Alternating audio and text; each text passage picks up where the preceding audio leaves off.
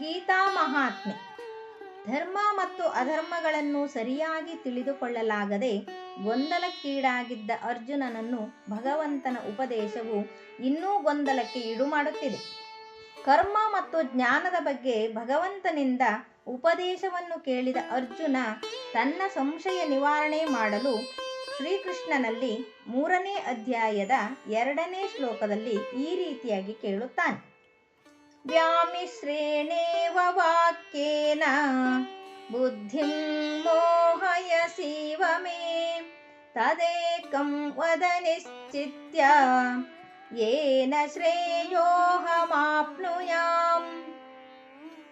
ಗೊಂದಲವನ್ನುಂಟು ಮಾಡುವ ನಿನ್ನ ಮಾತಿನಿಂದ ನನ್ನ ಬುದ್ಧಿಯು ಭ್ರಾಂತಿಗೊಳಗಾಗಿದೆ. ನಿನ್ನ ಅಭಿಪ್ರಾಯದಲ್ಲಿ ಜ್ಞಾನವೇ ಕರ್ಮಕ್ಕಿಂತಲೂ ಉತ್ತಮವಾದುದಾದರೆ ನನ್ನನ್ನು ಈ ಭಯಂಕರವಾದ ಯುದ್ಧವನ್ನು ಮಾಡುವುದಕ್ಕೆ ಏಕೆ ಪ್ರೇರೇಪಿಸುತ್ತಿರುವೆ? ನಿನ್ನ ಮಾತುಗಳು ನನಗೆ ಸ್ಪಷ್ಟತೆ ಹಾಗೂ ನೇರವಾದ ಉಪದೇಶವನ್ನು ನೀಡುತ್ತಿಲ್ಲ. ನಾನು ಆಯ್ದುಕೊಳ್ಳಬೇಕಾದ ಉತ್ತಮವಾದ ಮಾರ್ಗವನ್ನು ನೇರವಾಗಿ ಮತ್ತು ಸ್ಪಷ್ಟವಾಗಿ ನನಗೆ ತಿಳಿಸು ಎಂದು ಅರ್ಜುನ ಭಗವಂತನನ್ನು ಬೇಡಿಕೊಳ್ಳುತ್ತಾನೆ.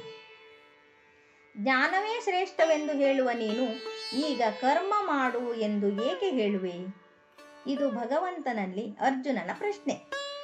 ಅರ್ಜುನ ಇವೆಲ್ಲ ಗಲಿಬಿಲಿಗೆ ಭಗವಂತನು ಹಿಂದಿನ ಅಧ್ಯಾಯದಲ್ಲಿ ತನಗೆ ಉಪದೇಶಿಸಿದ ಉಪದೇಶವೇ ಕಾರಣ ಎಂದು ತಿಳಿಯುತ್ತಾನೆ. ತಾನೇಕೆ ಶ್ರೇಷ್ಠವಾದ ಜ್ಞಾನ ಮಾರ್ಗದಲ್ಲಿ ಹೋಗಬಾರದು?